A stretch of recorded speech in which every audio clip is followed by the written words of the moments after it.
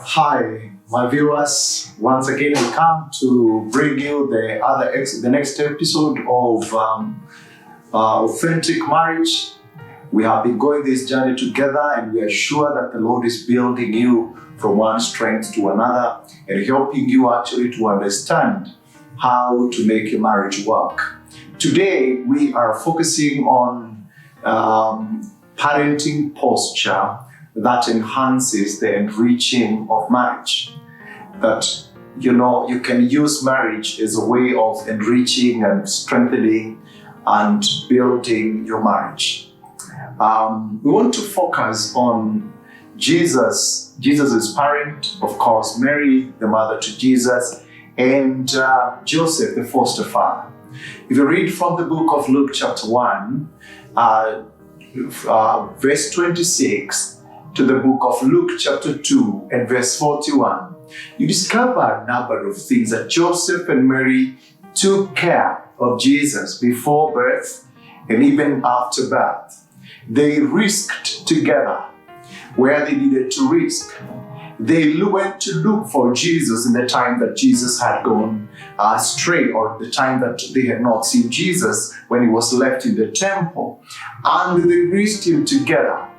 And this, if you look at that picture, you're able to see it's a very romantic kind of expression of life and love.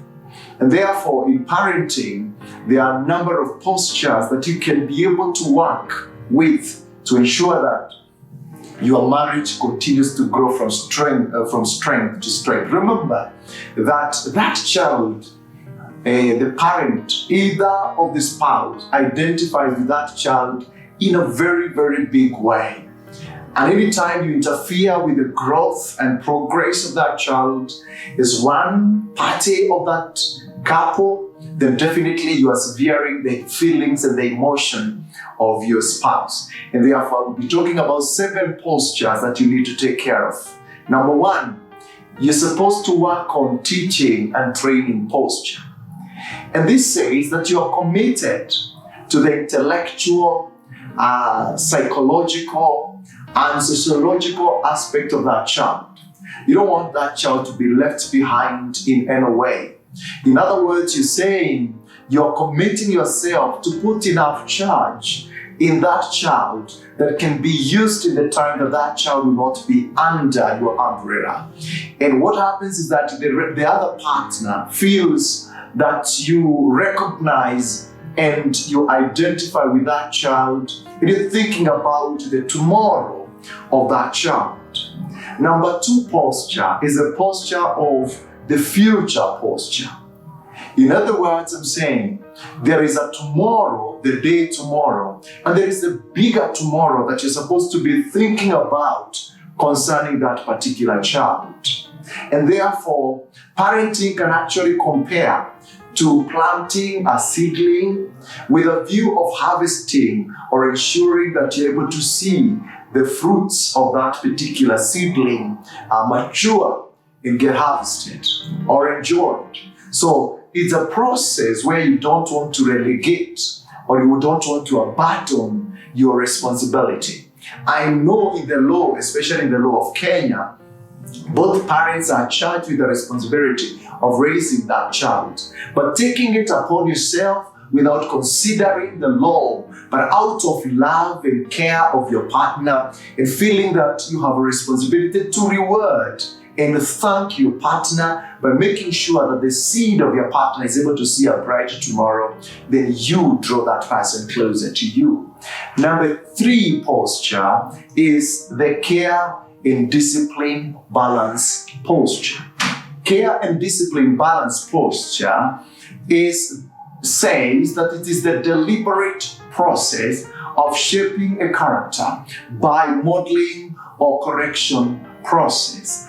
It tells you that the kind of life you live is an inspiration to your son or to your daughter. Okay? So it is the mother's love, the way you love your wife, the way you love your husband, the way you celebrate them, the way you walk with them, definitely tells this child that in their tomorrow, this is how they are supposed to handle their life. what happens is that this child then grows respecting even your spouse when they see that this is happening.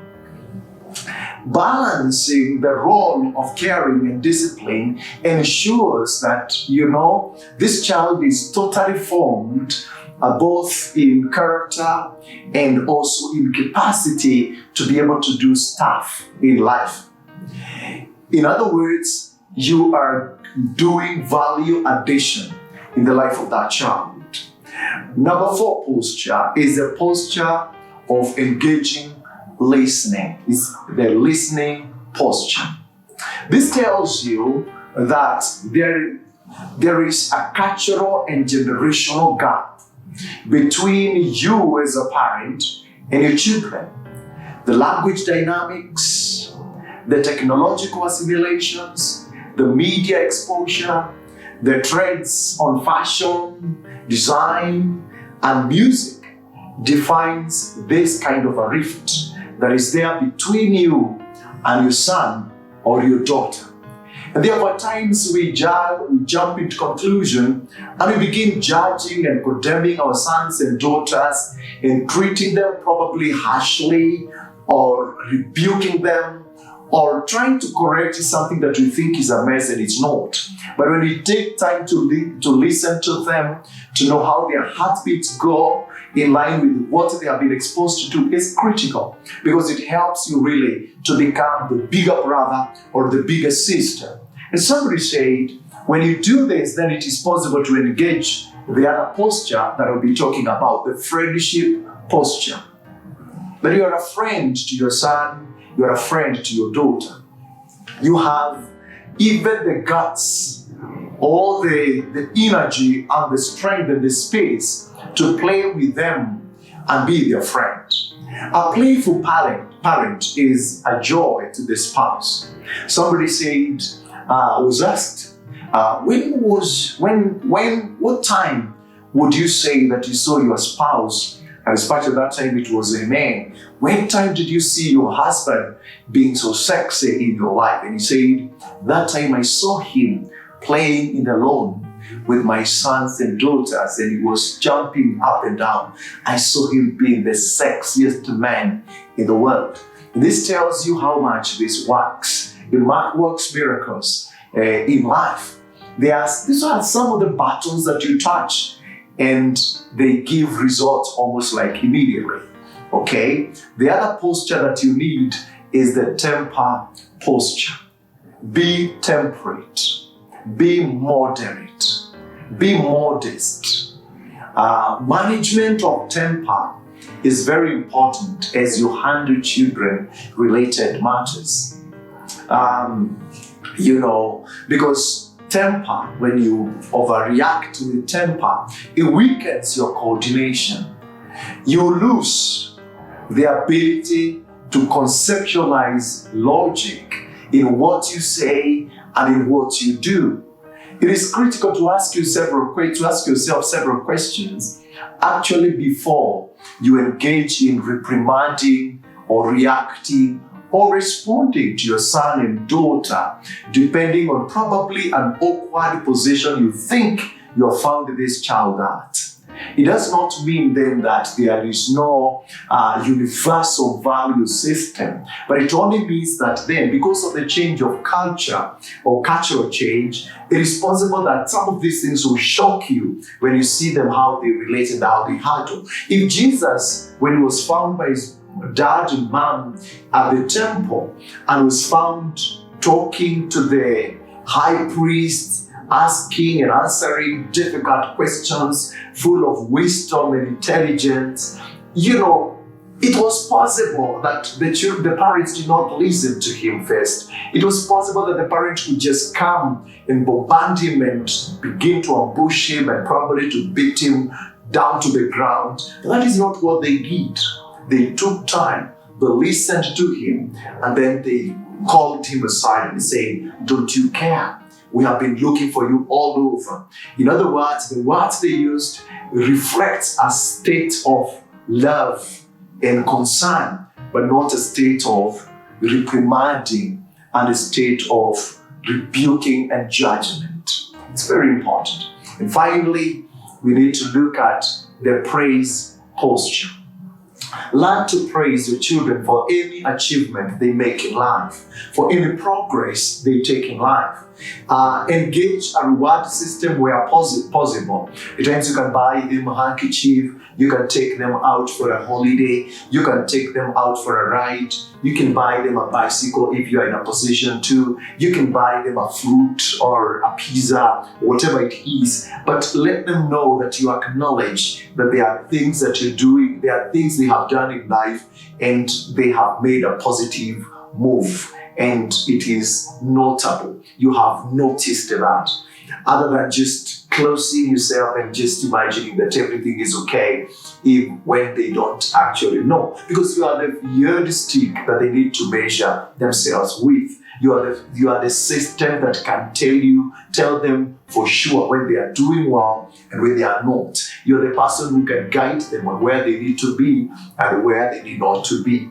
And this grows leadership in children when you learn to do that, because you also understand skills of relating with other people and learning how to also appreciate others. Even in case they rise to any position of leadership in whatever, in the corporate or whatever else they could be, then they are able to recognize that some people have done well, and as a result they could need probably an appraisal or something like that. And what this does is that it brings pride to the other parent. It brings joy to the other parent. It brings a state of accommodation to the other parent.